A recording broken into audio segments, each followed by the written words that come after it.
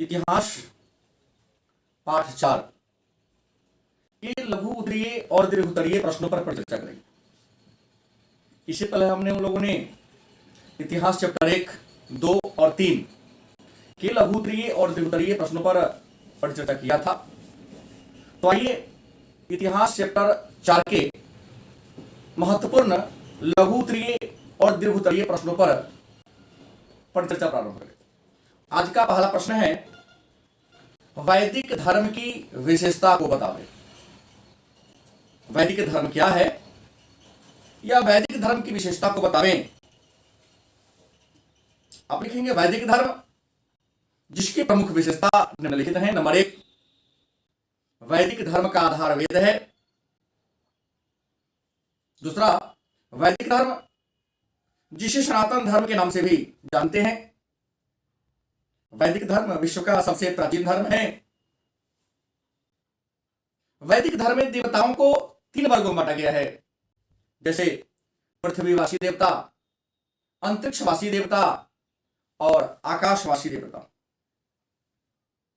वैदिक धर्म में 56 कोटि देवी देवताओं की कल्पना की गई है और वैदिक धर्म में कर्मकांड पर विशेष जोर दिया गया है। और अंतिम विशेषता है, वैदिक धर्म में अनेक सारे ग्रंथ हैं, जैसे 4 वेद, 4 उपवेद, 9 स्मृतियां, 2 महाकाव्य, 18 पुराण, 108 उपनिषद, 6 दर्शन,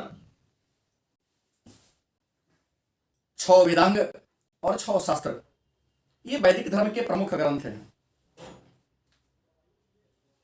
दूसरा प्रश्न है, पंच महाव्रत क्या है, अथवा महावीर स्वामी के सिद्धांतों पर प्रकाश डालें या महावीर स्वामी के सिद्धांतों को लिखें। मतलब पंच महाव्रत महावीर स्वामी के सिद्धांत है। महावीर स्वामी के सिद्धांत को लिखे अथवा पंच महाव्रत को लिखे, दोनों एक ही प्रकार का प्रश्न होता है। तो ये चर्चा करते हैं, पंच महाव्रत क्या है। आप लिखेंगे पंच महाव्रत जो जैन धर्म का संस्थापक महावीर स्वामी के द्वारा दिया गया उपदेश है, जो इस प्रकार है। नंबर 1, सत्य अर्थात कभी झूठ नहीं बोलना चाहिए। नंबर 2, अहिंसा अर्थात किसी के दिल नहीं दुखाना चाहिए। नंबर 3, अस्तेय मतलब चोरी नहीं करनी चाहिए। नंबर 4, अपरिग्रह अर्थात धन संग्रह नहीं करनी चाहिए। और नंबर 5 मतलब अपने इंद्रियों को वश में करना चाहिए। तीसरा प्रश्न है, श्वेतांबर और दिगंबर से आप क्या समझते हैं। तीसरा प्रश्न है, श्वेतांबर और दिगंबर से आप क्या समझते हैं। आप लिखेंगे श्वेतांबर और दिगंबर जैन धर्म की 2 शाखाएं हैं। महावीर स्वामी के मृत्यु के बाद मगध में अकाल पड़ा। अकाल के समय जैन धर्म के कुछ संत भद्रबाहु के नेतृत्व में मगध से दक्षिण भारत में चले गए और कुछ संत स्थूलभद्र के नेतृत्व में मगध में ही रह गए। लेकिन जब अकाल की समाप्ति हुई तो भद्रबाहु और स्थूलभद्र आपस में मिले और दोनों में वर्चस्व को लेकर विवाद खड़ा हो गया। इसी विवाद के कारण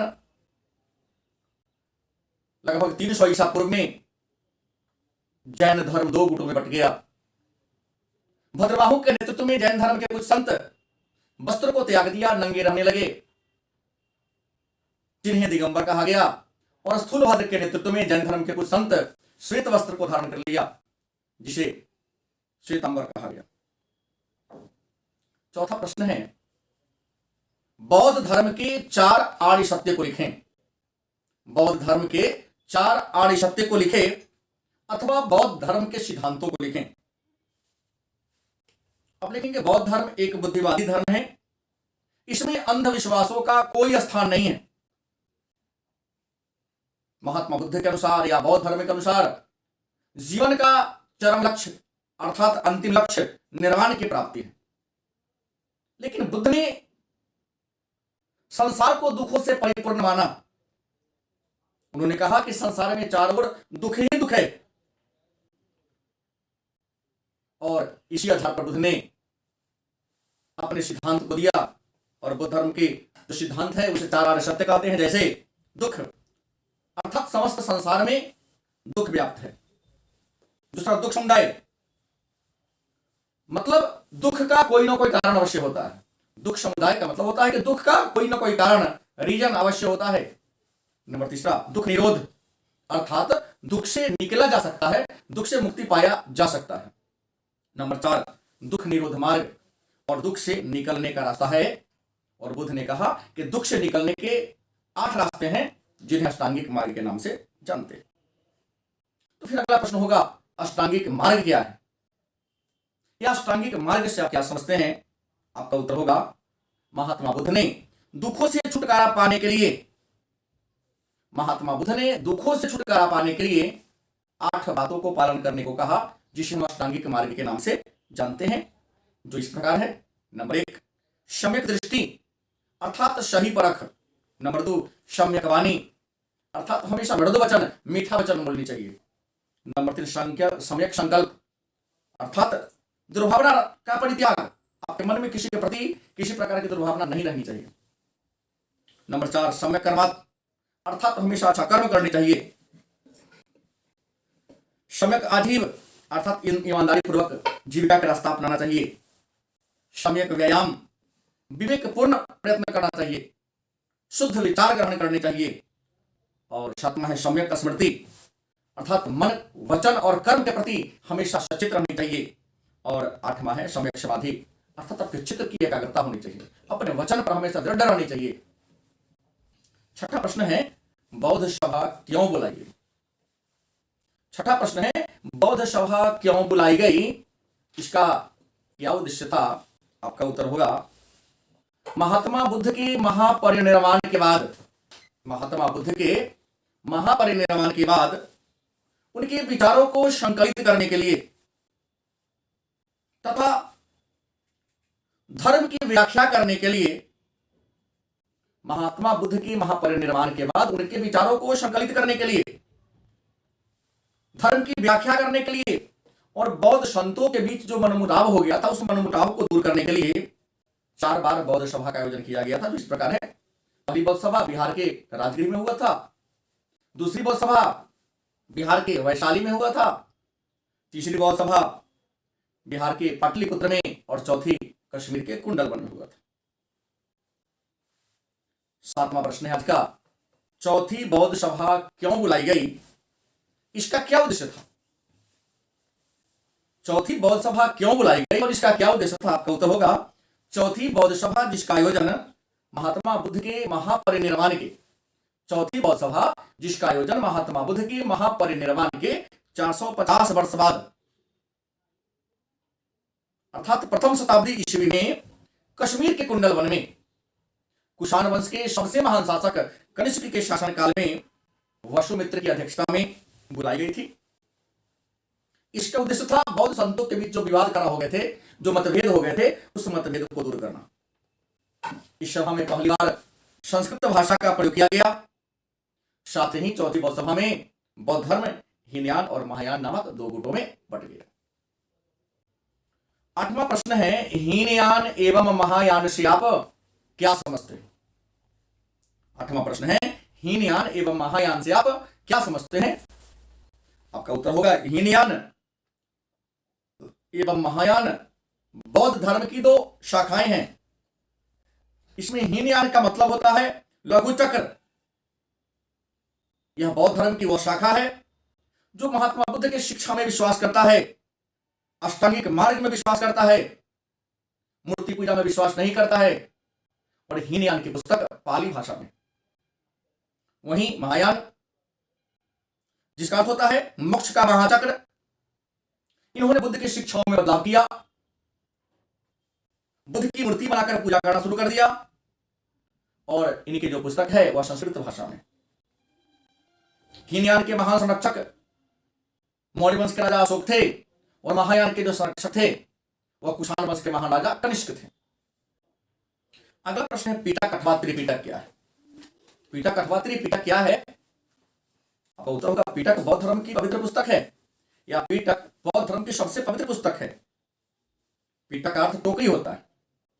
चूंकि पिटक की संख्या 3 है, अतः इसे हम त्रिपिटक के नाम से जानते हैं। पहला है शुद्ध पिटक, इसमें महात्मा बुद्ध के उपदेशों का संकलन है। शुद्ध पिटक, इसमें महात्मा बुद्ध के उपदेशों का संकलन है। दूसरा है विनय पिटक, इसमें बौद्ध संघ के नियमों का वर्णन है। और तीसरा है अभिधम पिटक, इसमें बौद्ध धर्म के सिद्धांतों का वर्णन है। 10वां प्रश्न है, बौद्ध धर्म के पतन के कारणों पर प्रकाश डालें, अथवा बौद्ध धर्म के पतन के क्या कारण थे। अब लिखेंगे बौद्ध धर्म के पतन के प्रमुख कारण निम्नलिखित हैं।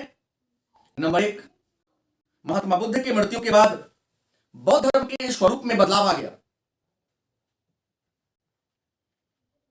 इस बौद्ध धर्म में भी हिंदू धर्म के समान, ब्राह्मण धर्म के समान जादू टोना का समावेश हो गया, जो बौद्ध धर्म के पतन के लिए कारण होना। दूसरा कारण है संघ में भ्रष्टाचार का प्रवेश हो जाना। बुद्ध की मृत्यु के बाद बौद्ध भिक्षुक विहार में भोग विलास का जीवन व्यतीत करने लगे। इन्होंने धर्म का प्रचार प्रसार करना छोड़कर भोग विलास और लिप्सा में संलिप्त हो गए, जो बौद्ध धर्म के पतन का कारण बना। तीसरा पॉइंट लिखेंगे हिंदू धर्म में सुधार। बौद्ध धर्म में जो उन्नति हो रहे थे, उस उन्नति को देखकर हिंदू धर्म के संत या ब्राह्मण धर्म के संत अपने धर्म के दोषों को, अपने धर्म के कमियों को दूर कर लिया, और इन्होंने भी आम भाषा में, जनसाधारण की भाषा में उपदेश देना, पूजा पाठ कराना प्रारंभ कर दिया। यह भी बौद्ध धर्म के पतन के लिए उत्तरदायी कारण। चौथा कारण होगा बौद्ध धर्म का विभाजन। महात्मा बुद्ध के महापरिनिर्वाण के बाद बौद्ध संघ थेरवाद, महासांघिक, हीनयान, वज्रयान, महायान आदि कई गुटों में बट गया। संघ का इस तरह से कई गुटों में बटना बौद्ध धर्म के पतन के लिए कारण बना। राजकीय संरक्षण की समाप्ति, जैसे आप सब जानते हैं, हर्यक वंश, नागवंश, मौर्य वंश, कुषाण वंश के राजाओं ने बौद्ध धर्म को राजकीय संरक्षण दिया, और बौद्ध धर्म को राजकीय संरक्षण देने वाला जो अंतिम राजवंश था वह था पाल वंश। पाल वंश के पतन के बाद अन्य किसी भी धर्म के, अन्य किसी भी राजवंश ने बौद्ध धर्म को राजकीय संरक्षण नहीं दिया। यह भी बौद्ध धर्म के पतन के लिए जिम्मेदार कारण बना। और विदेशियों का आक्रमण 8वीं शताब्दी के बाद, खास करके 9वीं शताब्दी में भारत पर जो विदेशियों का आक्रमण हुआ, उन्होंने अनेक सारे बौद्ध विहारों को नष्ट करा दिया, जिससे बौद्ध भिक्षुक इधर उधर पलायन कर गए, और उन आक्रमणकारियों ने अनेक सारे बौद्ध भिक्षुओं की कत्ल भी कर दिया, हत्या भी करा दिया। यह भी बौद्ध धर्म के पतन के लिए जिम्मेदार कारण। 14वां नंबर प्रश्न है, लिंगायत संप्रदाय पर टिप्पणी लिखे। लिंगायत संप्रदाय क्या है, अथवा लिंगायत संप्रदाय पर टिप्पणी लिखे। आप लिखेंगे 12वीं शताब्दी में दक्षिण भारत में, 12वीं शताब्दी में दक्षिण भारत में शैव धर्म की एक नई शाखा का विकास हुआ। 12वीं शताब्दी में दक्षिण भारत में शैव धर्म की एक नई शाखा का विकास हुआ, जिसे ही लिंगायत या वीर शैववाद के नाम से जानते हैं। इस आंदोलन के संस्थापक या इस संप्रदाय के संस्थापक बाशव या बाशवना तथा उसका बसवन्ना या उनका भतीजा तना बासव था। इस वंश के, इस धर्म के लोग कर्नाटक के कलचुड़ी राजवंश में रहते थे। इस धर्म की खासियत थी, यह शिव को लिंग में पूजा करते थे, और शिवलिंग को चांदी के संपुट, संपुट का मतलब जंतर, जंतर में रखकर अपने गले में धारण करते थे। यह सभी प्रकार के भेदभाव का, चाहे जाति के नाम पर हो या अन्य किसी के नाम पर जो समाज में भेदभाव था, उस भेदभाव का विरोध करते थे। 12वां प्रश्न है, विष्णु के 10 अवतारों का नाम लिखें। विष्णु के 10 अवतारों का नाम लिखें। आप लिखेंगे मत्स्य पुराण के अनुसार, मत्स्य पुराण के अनुसार विष्णु के 10 अवतार हैं, जो इस प्रकार हैं। नंबर 1 मत्स्य अवतार, नंबर 2 कूर्म या कच्छप अवतार, नंबर 3 वराह या शुकर अवतार, नंबर 4 नृसिंह अवतार, नंबर 5 वामन अवतार, नंबर 6 परशुराम अवतार, नंबर 7 राम अवतार, नंबर 8 कृष्ण अवतार, नंबर 9 बुद्ध अवतार, जो 10वां अवतार है या भावी अवतार है वह कल्कि अवतार है। और आज का 13वां प्रश्न है, महात्मा बुद्ध अथवा गौतम बुद्ध के जीवन चरित्र और उपदेशों पर प्रकाश डालें। महात्मा बुद्ध अथवा गौतम बुद्ध के जीवन चरित्र और उपदेशों पर प्रकाश डालें। आप लिखेंगे महात्मा बुद्ध, जिन्हें गौतम बुद्ध भी कहा जाता है, इनके बचपन का नाम सिद्धार्थ, इनका जन्म 563 ईसा पूर्व में नेपाल के तराई में कपिलवस्तु के निकट लुम्बिनी नामक गांव के आमरकुंज में हुआ था।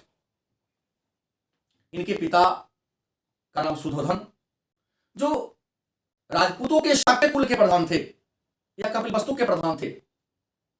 माता का नाम महामाया, जो कोलीय वंश की राजकुमारी थी।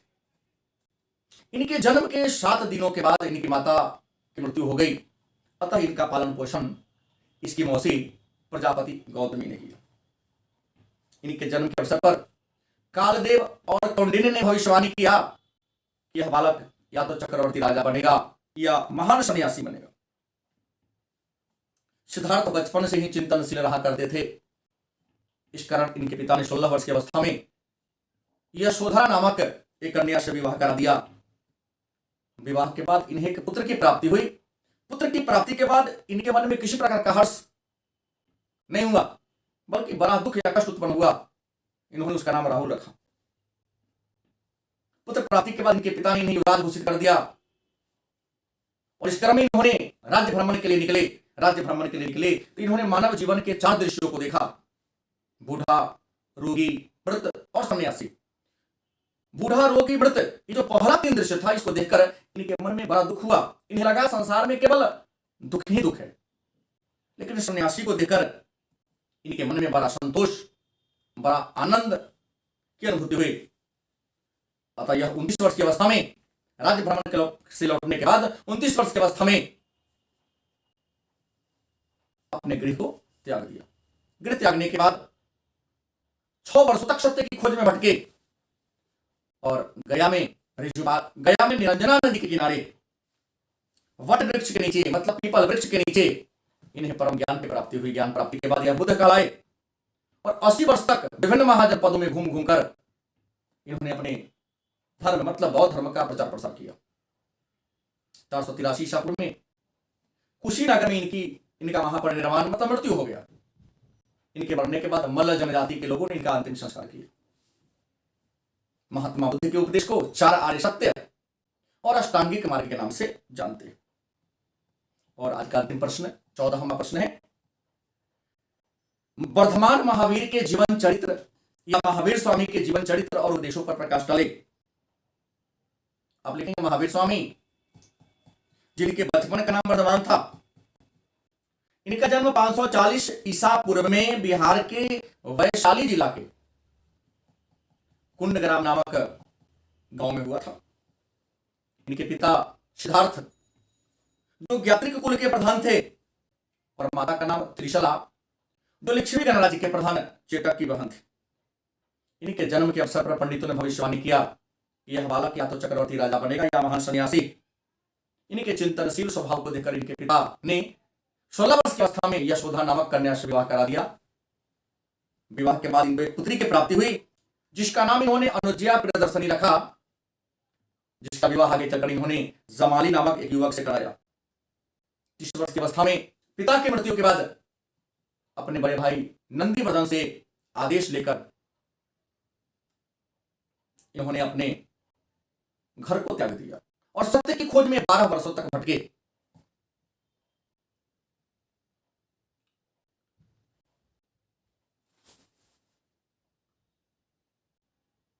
ऋजुबालिका नदी के किनारे वट वृक्ष या साल वृक्ष के नीचे, ऋजुबालिका नदी के किनारे साल वृक्ष के नीचे इन्हें परम ज्ञान की प्राप्ति हुई। ज्ञान प्राप्ति के बाद कैवल्य या कैवलीन कहलाए। ज्ञान प्राप्ति के बाद 72 वर्ष की उम्र तक इन्होंने अपने धर्म का प्रचार प्रसार किया और 468 ईसा पूर्व में पावापुरी में इनकी मृत्यु हो गई। इनका दाह संस्कार, अंतिम संस्कार मल्ल जनजाति के लोगों ने किया। यह जैन धर्म के 24वें और अंतिम तीर्थंकर थे और इनके सिद्धांत को, इनके शिक्षा को पंच महाभारत कहते हैं। तो इस प्रकार है: सत्य, अहिंसा, अपरिग्रह, आस्ते और ब्रह्मचर्य। ये रहा इतिहास पाठ 4 के लघुत्तरीय और दीर्घोत्तरीय प्रश्न। आप लोग इसको गौर से सुनेंगे और अपने कॉपी पर शेयर कर लेंगे। इसी तरह से हमारे चैनल से जुड़े रहें। निश्चित तौर पे हम 12वीं कक्षा के सभी विषयों का लघुत्तरीय और दीर्घोत्तरीय प्रश्नों का व्याख्यान आपको देते चलेंगे। और इससे ज़्यादा और अधिक जानकारी प्राप्त करनी हो तो आप हमारे ऑफलाइन क्लास से जुड़े और ज्ञान प्राप्त करें। धन्यवाद।